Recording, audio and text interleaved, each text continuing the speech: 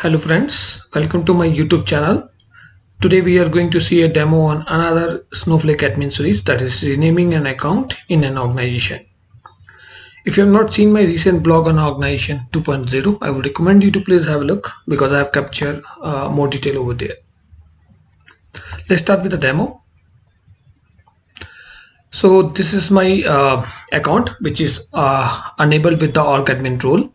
So I will use my org admin role, so it's already there, and I will see that how many account I have in this organization. So this statement can be executed using two ways. Like I can use the history keyword to see the history if any account has been deleted. If I don't do this, it will not show me the account which is already dropped. So basically, if you want to see the historical details, you can include the history keyword. Else, this is going to work fine for all the accounts in your organization.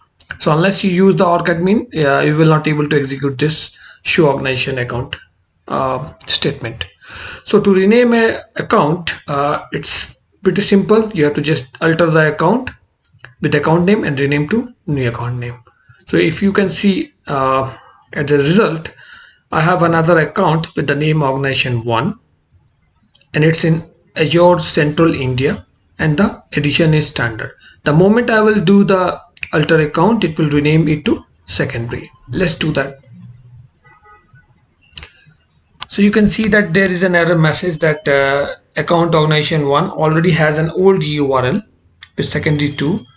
So this means that you can't rename an account if it's already renamed earlier, and because whenever you rename an account, it still holds the old URL.